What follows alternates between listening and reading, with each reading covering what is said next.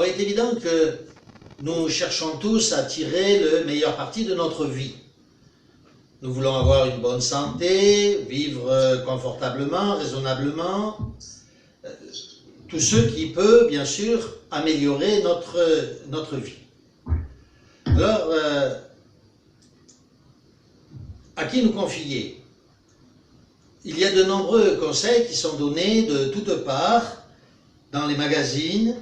Hier encore, sur Internet, quelqu'un me suggérait, à juste titre bien entendu, de suivre quelques conseils de bon aloi qui étaient donnés par un médecin en matière alimentaire. Alors, nous voulons progresser, nous écoutons des conseils venant de toutes parts, mais il est évident que nous qui sommes chrétiens, nous savons que c'est le Christ qui connaît le mieux le mode de vie qui procure le bonheur, les principes nécessaires pour réussir dans la vie.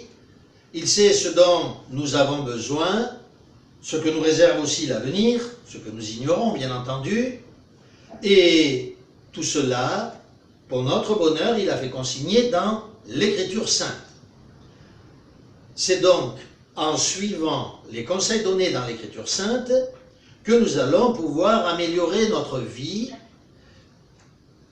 et devenir un chrétien qui honore réellement le Seigneur. Nous allons donc essayer d'imager notre propos d'aujourd'hui un peu de la même manière que les Israélites lorsqu'ils étaient dans le désert. Nous allons imaginer que nous aussi, nous sommes dans le désert, sous la conduite non pas de Moïse, mais de Jésus-Christ, car nous le savons, l'Église est dans le désert, et nous sommes en pèlerinage, en pérégrination dans ce désert, dans le désert de ce monde. Nous avons été sauvés de l'Égypte, dans laquelle nous étions esclaves, c'est-à-dire ce monde méchant, et nous marchons donc sur les traces de Christ dans le désert pour aller vers la terre promise. Les Israélites, nous le savons, ne sont pas rentrés en terre promise. Toute la génération qui est sortie de l'Égypte est morte en réalité dans le désert. Ils ont péché, à un moment donné, le Seigneur dit, ils se sont rebellés contre moi par 10 fois.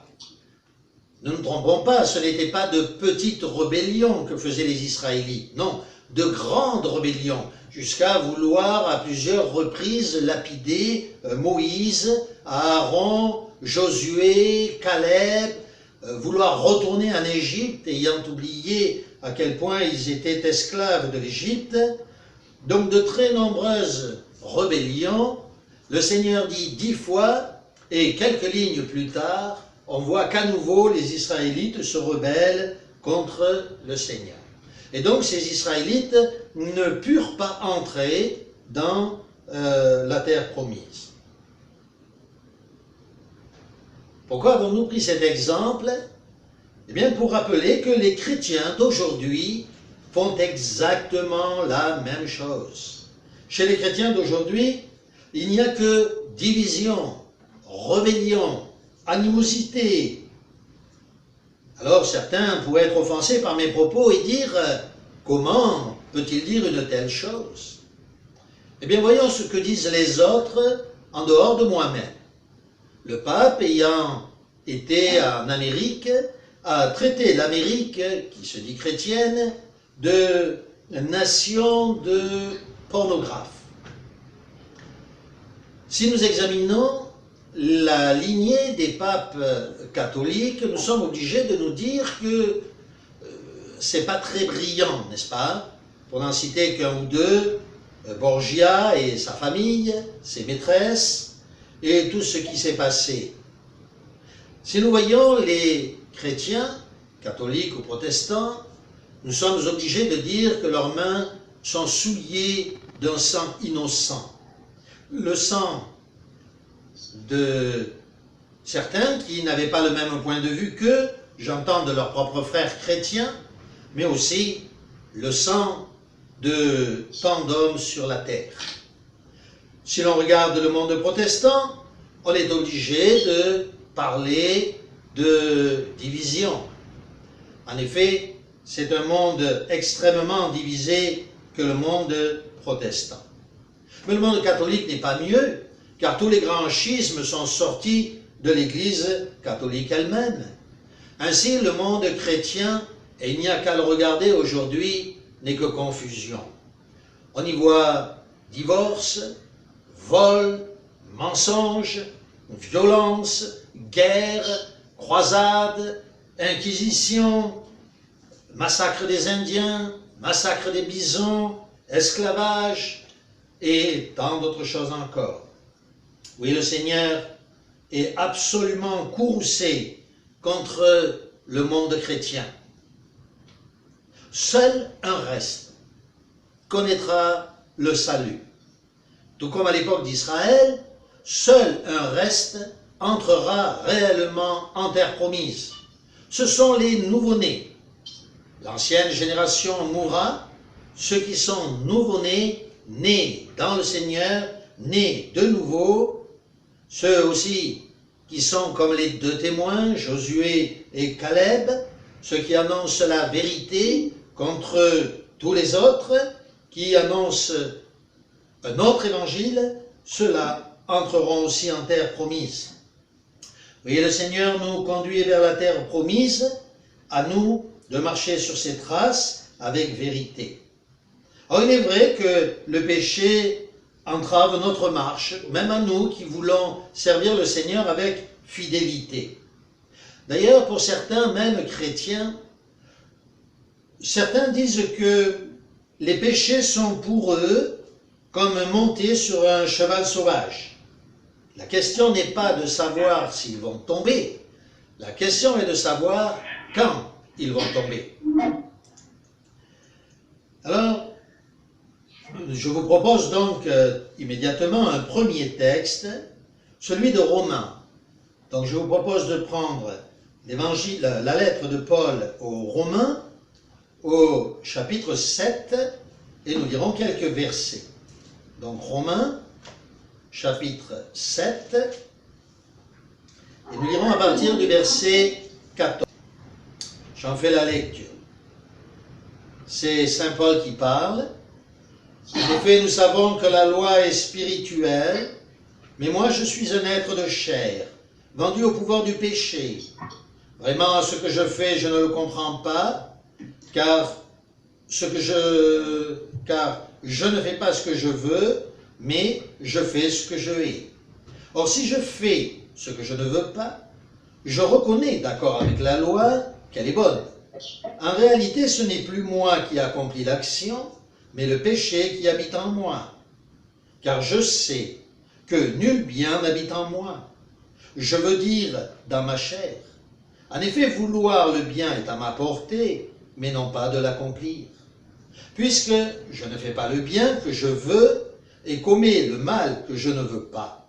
Or, si je fais ce que je ne veux pas, ce n'est plus moi qui accomplis l'action, mais le péché qui habite en moi. Je trouve donc une loi s'imposant à moi. Quand je veux faire le bien, le mal seul se présente à moi, car je me complais dans la loi de Dieu du point de vue de l'homme intérieur. Mais j'aperçois une autre loi dans mes membres qui lutte contre la loi de ma raison et m'enchaîne à la loi du péché qui est dans mes membres. Malheureux homme que je suis, qui me délivrera de ce corps qui me voue à la mort, dit saint Paul. Autrement dit, l'apôtre Paul nous explique ici une réalité que nous sommes obligés d'accepter. Nous aimons le bien. Les chrétiens fidèles, car je ne parle que des chrétiens fidèles, aiment le bien. Mais nous ne haïssons malheureusement pas suffisamment le mal. Pour quelle raison? Parce que le péché est en nous. Le mal est en nous. Ce mal, nous l'avons depuis l'origine, depuis le péché d'Adam. Ainsi, ce mal qui est en nous, que nous avons acquis depuis la naissance, car nous sommes nés tout entiers dans le péché, comme le dit David, nous amène captifs de la loi du péché.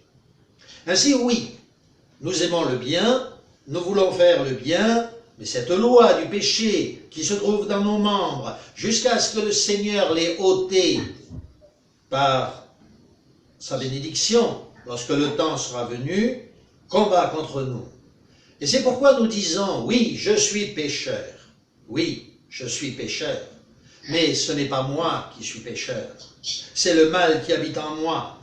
Moi, je sers le Seigneur et le Seigneur me bénit et me pardonne. Il me considère comme juste, non pas pour le mal que je fais, mais pour le bien que je veux faire.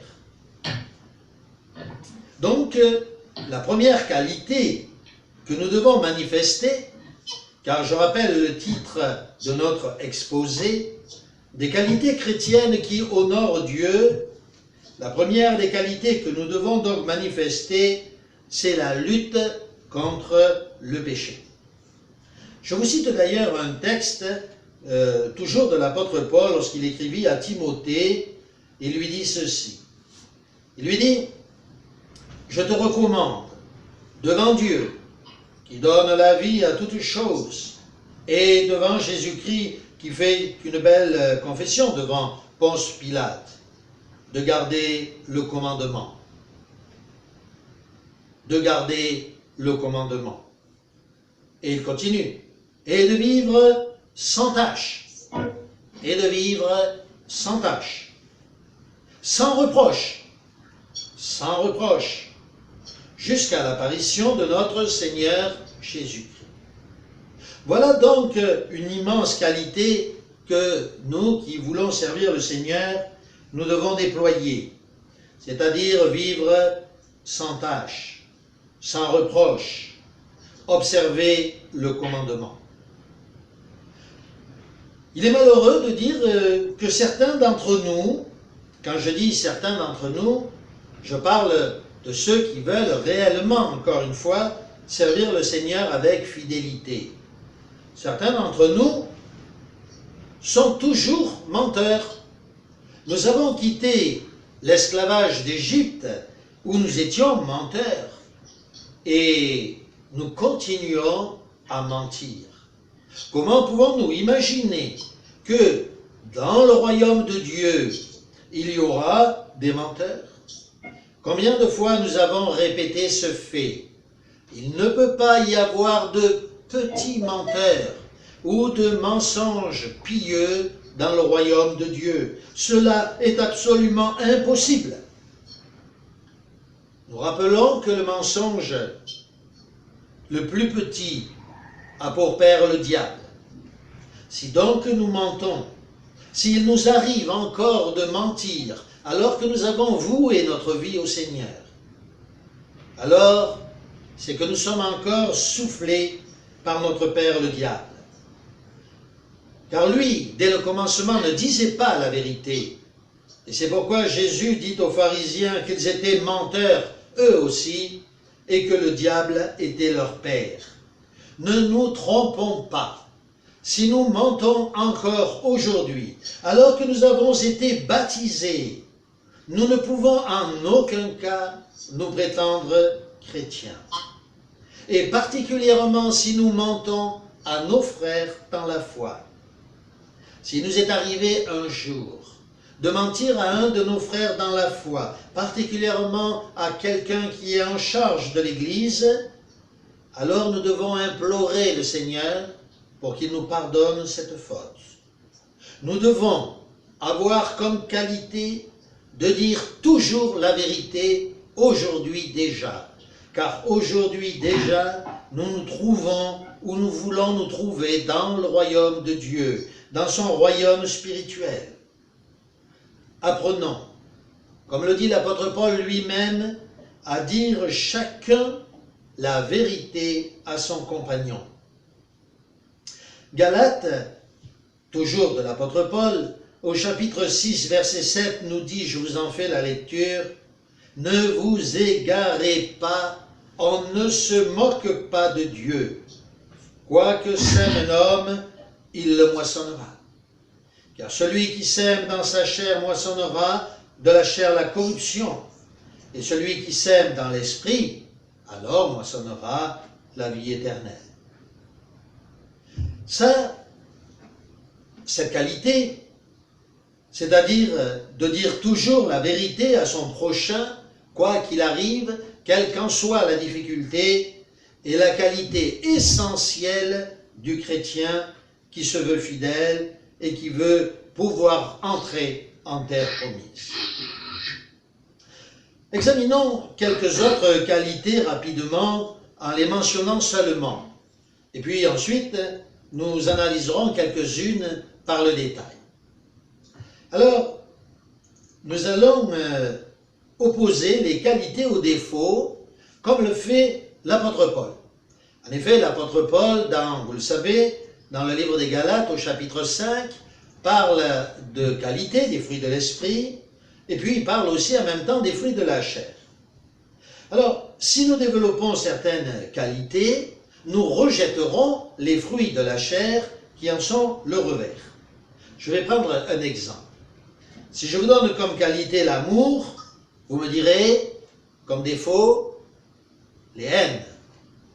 C'est une simplicité, n'est-ce pas?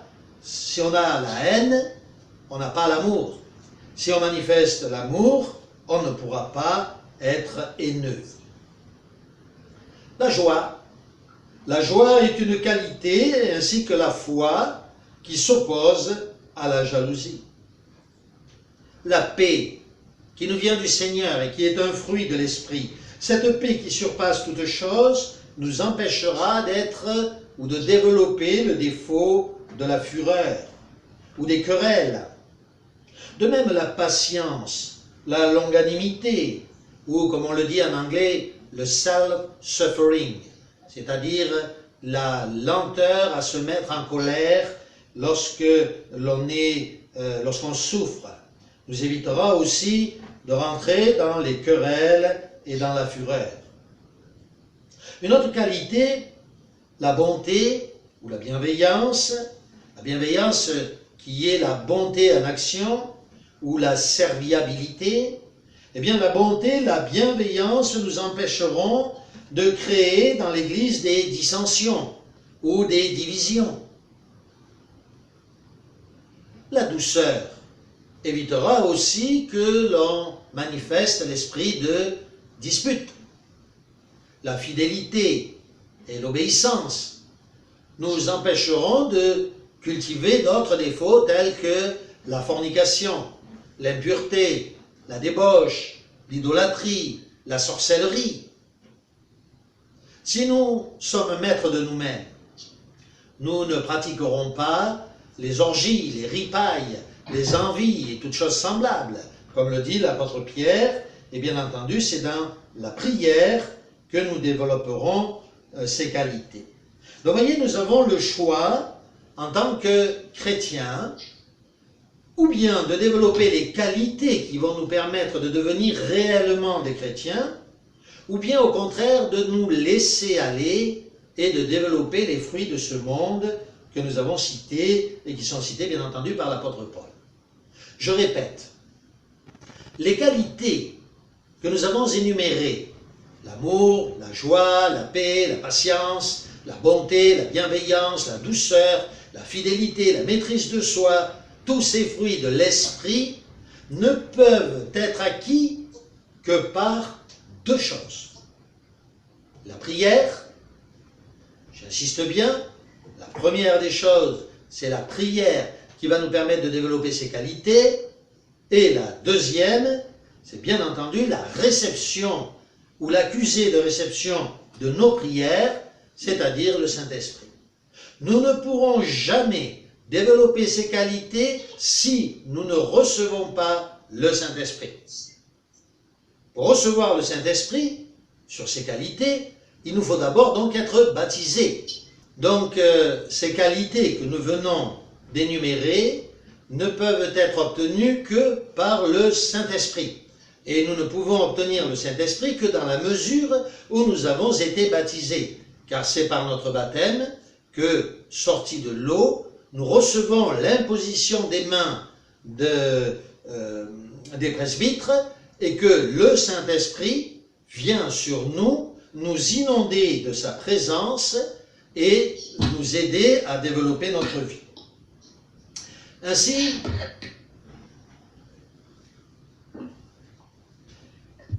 c'est par le baptême que nous recevrons le Saint-Esprit qui nous permettra de développer ces fruits de l'Esprit. Bien entendu, ensuite, il va nous falloir continuer d'être baptisés dans le Saint-Esprit, c'est-à-dire continuer d'être immergés dans le Saint-Esprit. Examinons ensemble un ou deux de ces fruits de l'Esprit qui va nous permettre de comprendre la nécessité de les développer tous. Le premier, c'est la foi. Alors, qu'est-ce que la foi? Nous le savons, l'apôtre Paul en parle dans le livre des Romains. Nous connaissons, n'est-ce pas, la pensée de Paul sur cette question. La foi, c'est l'attente des choses que nous ne voyons pas, mais que nous espérons. Alors, je vais prendre un exemple très simple. Supposons que nous soyons dans le désert. Nous sommes assoiffés, nous avons fait une longue marche, et nous sommes près de mourir, peut-être, mais nous arrivons à un puits, et à ce puits, il y a une bouteille d'eau, une petite bouteille d'eau. Cette bouteille d'eau suffira à étendre notre soif, pour une fois seulement. Donc nous avons maintenant un écriteau qui est placé à côté de cette bouteille d'eau et qui dit attention, ne buvez pas cette bouteille d'eau, elle sert pour amorcer la pompe du puits. Alors nous avons le choix, ou nous buvons cette bouteille d'eau et il n'y aura plus d'eau ensuite, nous mourrons de soif, ou bien nous utilisons cette bouteille d'eau pour amorcer la pompe et nous aurons de l'eau en quantité pour boire les fois suivantes. Qu'allons-nous faire? Nous sommes assoiffés et nous allons mourir. Le choix nous appartient. La foi, en cette occurrence, nous l'avons compris, c'est de croire que réellement il faut se priver de cette eau et amorcer la pompe d'eau et avoir la foi de croire que cette pompe à eau va fonctionner comme cela est écrit sur le message. Bien voilà ce qu'est la foi. Avons-nous ce genre de foi devant le Seigneur? Si nous sommes face à la mort, est-ce que nous avons la foi que la mort ce n'est rien, que ce n'est qu'un passage qui nous permet de nous retrouver immédiatement de l'autre côté, dans le lit nuptial de notre Seigneur? Si nous avons une telle foi, alors nous sommes bénis. Je vais illustrer maintenant mon exemple, ma petite parabole que je viens d'émettre précédemment, par un exemple, cette fois réel et authentique. Un jour, j'ai lu un article qui s'intitulait « Des missionnaires qui manifestent la foi ». Et je vous assure, nous avons souvent des raisons de nous méfier des exemples qui nous sont donnés par certains, mais là, je savais que ce texte-là disait la vérité. Il parlait de certains missionnaires. Et voilà ce que disait ce récit, je vous en fais la lecture.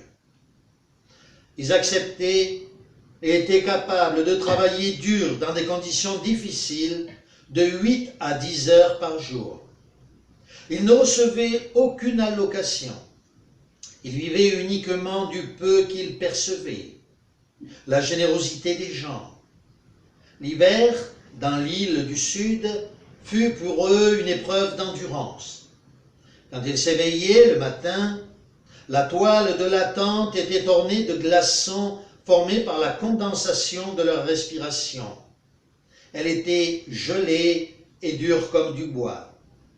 Pour se laver, ils devaient d'abord casser une couche de glace d'1 centimètre d'épaisseur. Ils prenaient souvent leur petit déjeuner enveloppé dans leur pardessus. Un jour, pendant la nuit, la rivière rompit ses berges et des morceaux de bois et des grosses branches vinrent bientôt cogner contre le fragile abri éveillant les occupants. Étendant le bras pour tirer les couvertures sur le lit, l'un des missionnaires horrifié toucha l'eau. Oui, c'est un véritable exemple de la vie missionnaire. Lorsque nous étions avec Catherine dans un pays d'Afrique, je ne voudrais pas affirmer lequel, mais je pense que c'était le Niger, nous avons rencontré une famille de missionnaires, non pas il y a des années et des années, mais juste quelques années, pas bien longtemps, nous allons dire à notre époque présente, aujourd'hui encore. Eh bien, cette famille de missionnaires, il y avait le mari, la femme et 5 enfants. Ils vivaient dans un petit village de la brousse où il n'y avait pas d'eau potable. Et la femme avait d'ailleurs eu plusieurs atteintes de paludisme et avait failli mourir à plusieurs reprises. Mais ils étaient toujours présents, toujours fidèles au poste, toujours là. La foi les animait, un zèle débordant des qualités de Dieu pour continuer leur service envers et contre tout. Nous avons prié tout à l'heure pour nos frères des pays arabes, certains musulmans qui se convertissent en secret, d'autres qui se convertissent et qui clament leur conversion. Et vous le savez comme moi, dans ces pays, la conversion, dans certains de ces pays, la conversion est synonyme de mise à mort. Et c'est la joie au cœur qu'ils meurent, ils ont la foi que ce n'est pas le moment, ce n'est pas le moment de boire la bouteille d'eau, mais c'est le moment d'amorcer la pompe. En Chine aussi, des chrétiens meurent toutes les semaines de morts violentes parce qu'ils ont voulu rester fidèles au Seigneur. Où en sommes-nous nous-mêmes pour ce qui est de notre foi, pour ce qui est de notre zèle, pour ce qui est de servir le Seigneur? Nous avons vu aujourd'hui quelques qualités essentielles de la vie du chrétien. Ces qualités-là paraissent pour beaucoup de peu de choses. On en fait peu de cas. Pour les chrétiens fidèles, qui veulent obéir à Dieu et qui veulent lui plaire, les qualités que nous avons examinées, c'est-à-dire dire toujours la vérité, le zèle missionnaire, le zèle pour le service de Dieu, quoi que nous fassions, que nous soyons missionnaires ou pas, l'obéissance et la foi, ces qualités-là sont absolument fondamentales pour le chrétien. Ce sont les fondements même de l'espérance, de son espérance, de rentrer en terre promise. Répétons-le, nous l'avons dit au début de notre exposé, beaucoup d'Israélites qui suivaient Moïse et qui, tout à fait au début étant libérés de l'Égypte, chantaient à pleine voix que leur salut il le devait au Seigneur, et qui se rebellèrent ensuite dans le désert, n'entrèrent pas en terre promise. Des millions de chrétiens aujourd'hui, qui ont été si heureux lors de leur baptême, qui ont chanté leur délivrance, qui ont rempli la salle ou l'endroit dans lequel ils se trouvaient de leurs cris d'émerveillement, de leur amour et de leur zèle, ont vu leur flamme s'éteindre totalement. Eux non plus n'entreront pas en terre promise. Nous le répétons, et nous ne le répéterons jamais assez, c'est par le zèle que nous pouvons entrer en terre promise. Aide-nous, Seigneur, à pouvoir être toujours fidèles, à ne plus jamais, à aucun moment, accepter de mentir pour quelque cause que ce soit, car nous reconnaissons que le mensonge vient du diable. Libère-nous, s'il te plaît, Seigneur, de la tentation du mensonge. Seigneur, remplis-nous, s'il te plaît, de foi, et du zèle qui accompagne la foi. Donne-nous ce zèle ardent, Seigneur, sans lequel nous ne pourrons pas conquérir la terre promise, nous ne pourrons pas entrer dans ton pays bien-aimé. Nous te remercions, Seigneur, de nous aider en tout cela. Aide-nous à comprendre la nécessité de t'aimer et de te servir.